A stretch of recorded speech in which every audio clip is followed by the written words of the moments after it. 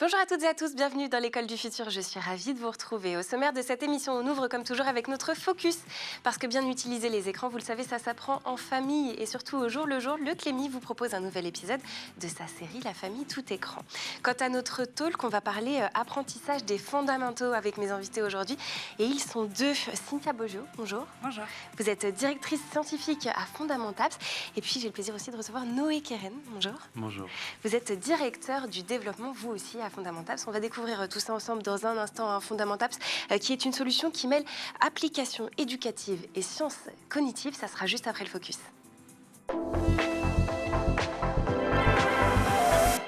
Focus aujourd'hui sur une utilisation saine et maîtrisée du numérique dans les foyers. C'est avec notre partenaire Le Clémy et sa série La famille tout écran. Je vous laisse profiter de votre nouvel épisode. Théo, il y a quoi sous le coussin? Rien. Et sous le torchon? Rien. Et derrière ta BD? Mais c'est pas juste.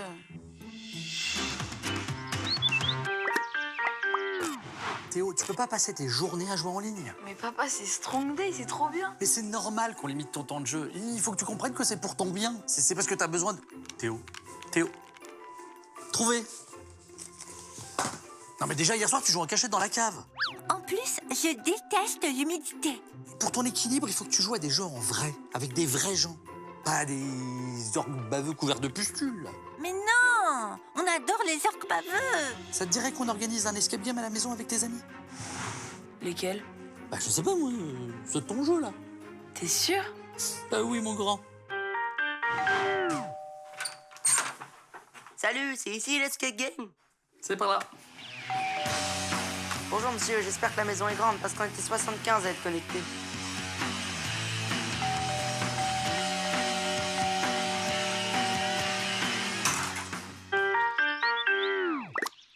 Les jeux en ligne n'ont pas de fin. Jouer plusieurs heures à des jeux vidéo violents peut provoquer de l'agressivité chez les joueurs. Ne perdez pas votre contrôle et restez ouvert au monde réel. Et surtout, veillez à la diversité des activités des enfants en définissant un temps limité pour le jeu vidéo, fois de tablette. Salut chérie, ça va toi? Laisse-moi deviner, on a une invasion de zombies à la maison? Pierre, tes ados. Allez, comme promis aujourd'hui dans l'école du futur, nous allons vous faire découvrir tout un écosystème d'applications pour accompagner les élèves dans l'apprentissage des fondamentaux et ce, dès la maternelle. Il s'agit de Fondamentaps, mais alors comment ça marche? Qu'est-ce que ça change dans une classe? Et surtout, est-ce que le numérique peut vraiment aider à mieux apprendre? Ce sont quelques-unes des questions auxquelles nous allons tenter de répondre au cours de ce talk.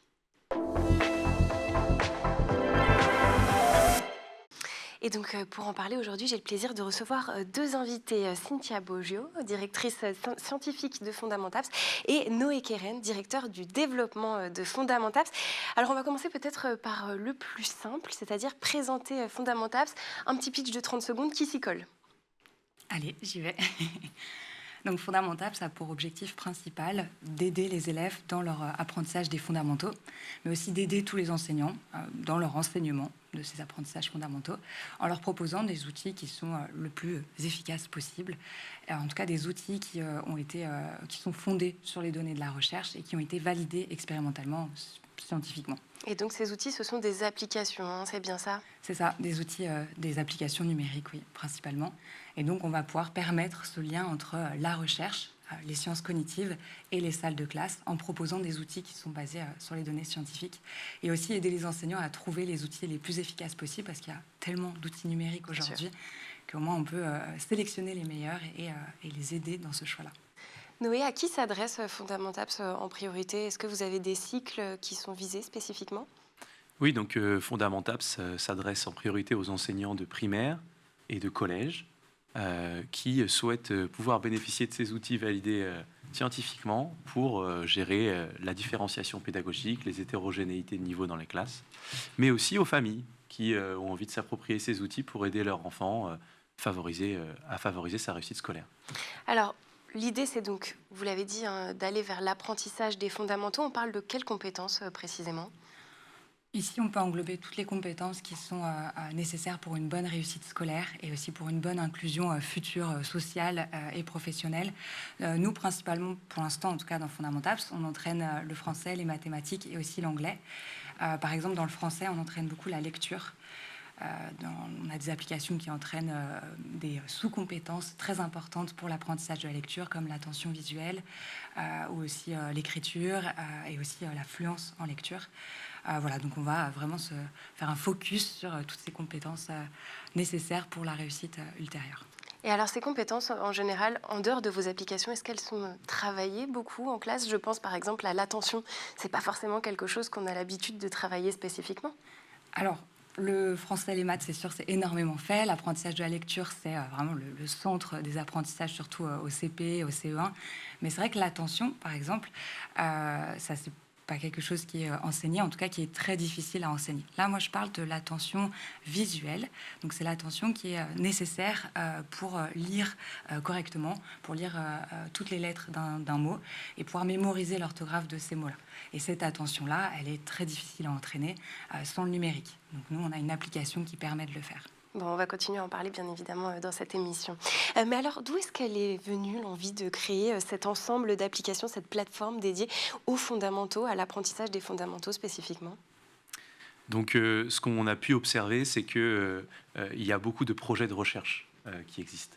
Et pour autant, les faire amener dans la classe, permettre que les enseignants utilisent ces produits issus de la recherche, c'est difficile. On a du mal à le faire. Et donc, Fondamentaps, l'idée, c'est de faire le pont entre la recherche scientifique, les efforts pour trouver les meilleures manières d'apprendre et les personnes qui, effectivement, enseignent, sont devant les élèves et ont besoin de ces outils. Et Fondamentaps, c'est issu de 7 ans de projet de recherche. C'est un projet de recherche qui avait pour objectif de développer 3 applications, 2 pour la lecture et 1 pour l'anglais. Des applications avec la recherche. Donc, derrière chaque application, il y a une équipe de recherche différente.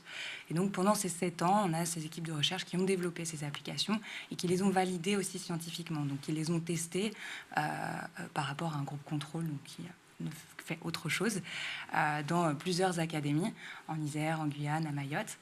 Et du coup, on a pu voir qu'elles fonctionnaient, ces applications. Moi, j'ai eu la chance d'être postdoctorante dans ce projet de recherche, donc d'aider à l'expérimentation et à l'amélioration de ces applis. On a pu aussi ajouter une autre application qui était dans ma thèse, dans mon doctorat. Et à la fin, en fait, ces applications, nous, la recherche, on n'est pas capable de les diffuser, de les pérenniser dans le temps et qu'elles arrivent réellement dans les salles de classe. Donc c'est là qu'on a besoin en fait d'une société comme Fondamentaps pour pouvoir les rendre disponibles aux enseignants et donc faire ce pont dont Noé vient de parler. Mais alors, quelle est la plus grosse difficulté finalement pour faire le pont entre la recherche et le fait que les enseignants utilisent vraiment ces applications? Ah, des difficultés, il y en a. La plus grosse difficulté, c'est de permettre la diffusion de ces outils. Donc, la mise à disposition dans les classes, ça signifie de pouvoir doter les classes de matériel, de pouvoir former les enseignants à l'usage des ressources et de pouvoir convaincre l'éducation nationale, toutes les institutions, de permettre l'accès à ces ressources. Donc, c'est beaucoup de travail, que ce soit avec les institutions, pour coordonner les collectivités, les académies, pour qu'in fine, ce soit possible de mettre dans les classes. Et puis ensuite, il faut faire le travail de formation, de maintenance des outils, d'amélioration en fonction des retours. Donc oui, c'est tout un métier. Et sur la question de la formation, justement, avec les applications que vous proposez aujourd'hui sur Fondamentaps, est-ce qu'il y a un gros besoin de formation des enseignants? Est-ce que ça prend du temps pour pouvoir se saisir de ces outils ou finalement c'est assez intuitif? On aimerait beaucoup que ça soit clé en main. Et tant mieux si ça l'est. Pour les enseignants, c'est mieux si c'est rapide à utiliser, à apprendre à l'utiliser, parce qu'ils ont tellement de choses à faire qu'ils n'ont pas beaucoup de temps. Donc c'est sûr que nous, on ne veut pas leur rajouter encore du temps pour apprendre à utiliser nos applications. Mais par contre, tout bon outil peut être efficace que s'il est bien utilisé. Donc il faut accompagner quand même au mieux les enseignants dans leur utilisation de ces applications et aussi pourquoi c'est important d'entraîner ces différentes compétences qu'on entraîne dans les applications pour qu'ensuite ça soit efficace et que ça fasse bien progresser tous les élèves. Donc quand même, il y a un besoin de formation. Nous, ce qu'on souvent, nos outils s'inscrivent dans des méthodes. C'est-à-dire qu'on va pouvoir parler de nos outils existants et nos outils à venir, mais l'idée en général, c'est de faire évoluer les pratiques enseignantes, de faire évoluer les gestes enseignants.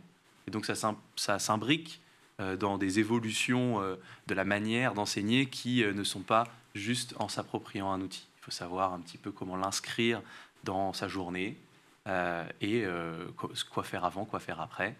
Et donc on a tout un programme de formation, on a tout un catalogue. Et notamment, on a pas mal travaillé aussi sur l'inclusion des élèves qui ont des besoins particuliers. Bon. Et donc tout ça, ça nécessite pas mal de connaissances. Et justement, pour qu'on ait peut-être un petit peu un regard un peu plus acéré sur ce que vous nous expliquez, est-ce que vous pouvez nous rappeler aujourd'hui quelles sont les applications que vous proposez et comment elles sont regroupées par grande famille ? On a 2 bouquets d'applications aujourd'hui. Un bouquet qui entraîne les compétences de fluence, donc on l'appelle le bouquet fluence, et un deuxième bouquet qui est le bouquet inclusion. Dans le bouquet fluence, on a 3 applications qui entraînent des compétences importantes pour la lecture. Une qui s'appelle Évasion, qui entraîne donc l'attention visuelle impliquée dans la lecture. Une qui s'appelle Écrimo, qui entraîne les compétences d'encodage qui sont nécessaires pour automatiser le code alphabétique. Une application aussi de fluence en lecture, qui entraîne la fluidité, donc l'expressivité, pour mettre du ton quand on lit un texte.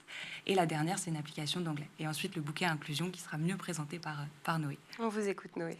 Et voilà, et donc Fondamentaps a acquis la société Learn Enjoy que j'incarnais.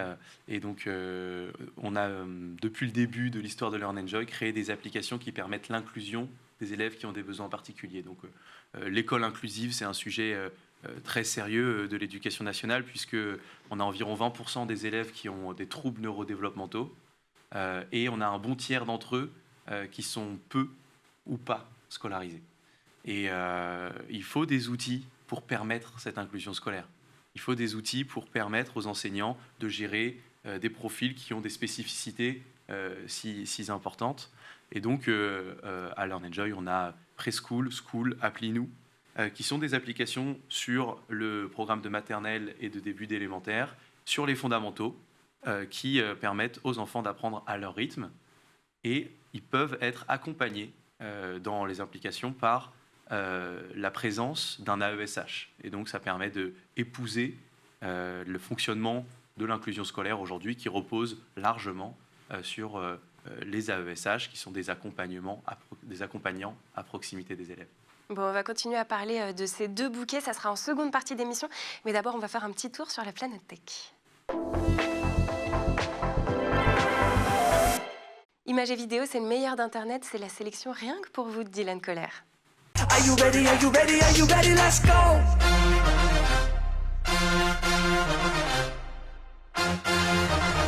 Are you ready? Are you ready? Are you ready? Are you ready? Let's go!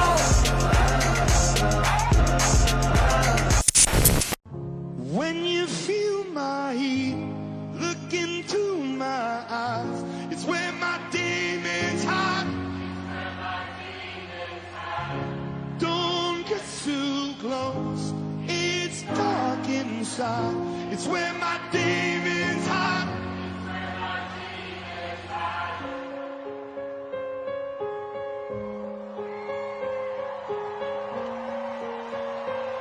Stay with us.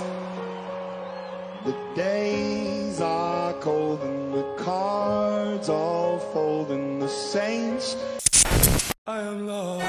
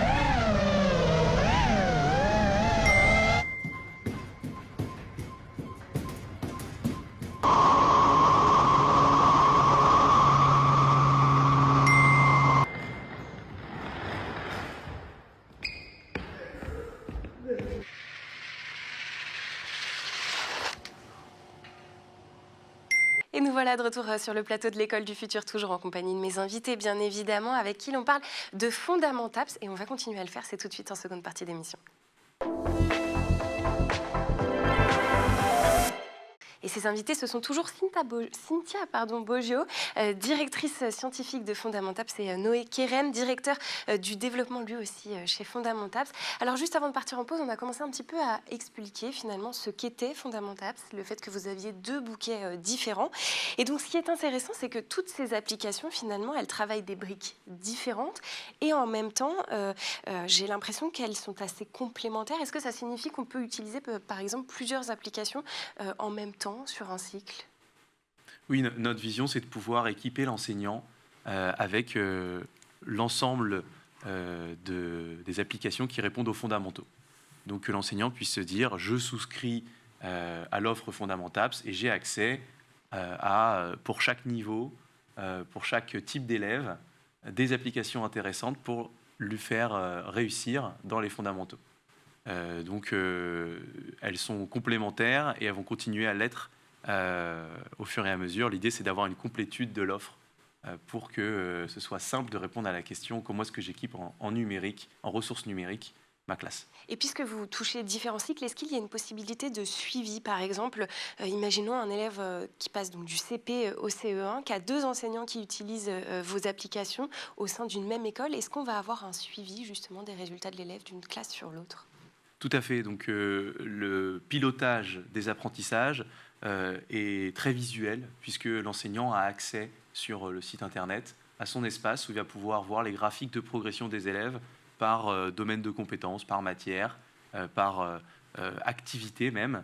Et donc il va pouvoir aussi programmer la progression de l'élève en planifiant des séances de travail sur nos outils comme il lui convient.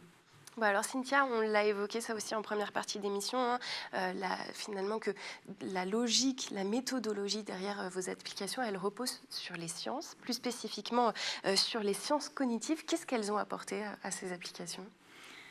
Beaucoup de choses. Oui, oui, donc c'est un peu difficile de répondre, mais oui, elles ont apporté beaucoup de choses. Si on veut faire progresser tous les élèves, il faut bien connaître les mécanismes d'apprentissage qu'il y a derrière.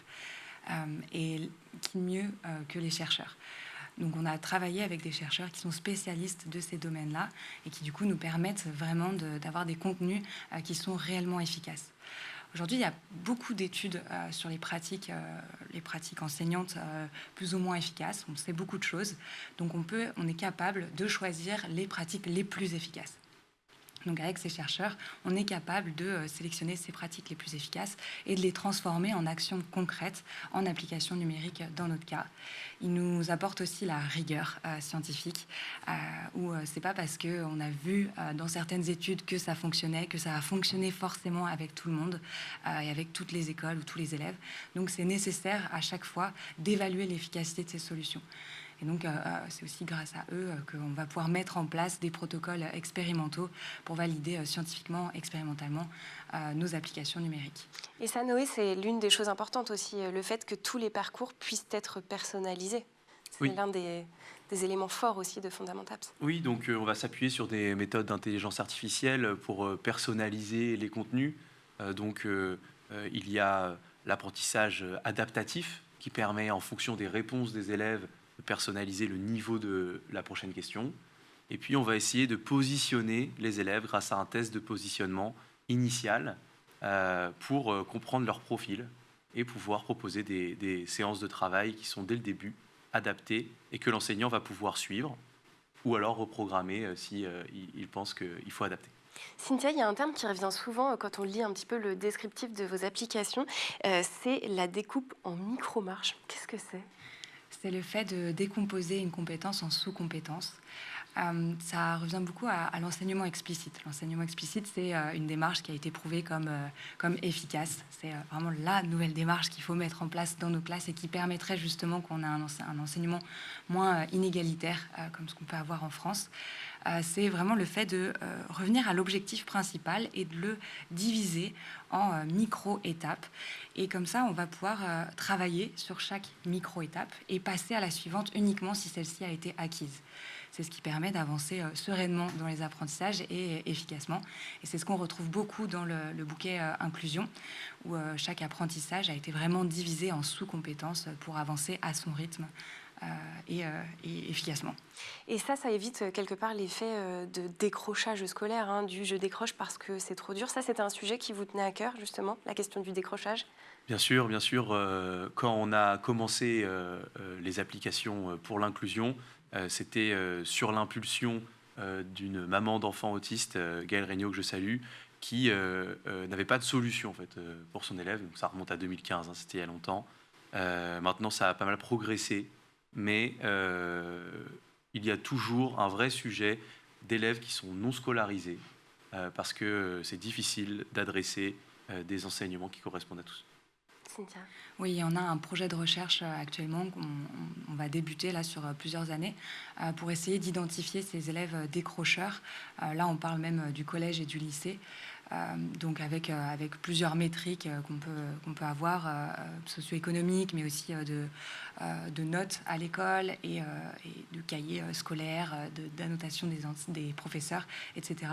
On va pouvoir utiliser toutes ces métriques pour essayer de voir les trajectoires qui ressemblent à du décrochage et essayer d'y remédier le plus tôt possible.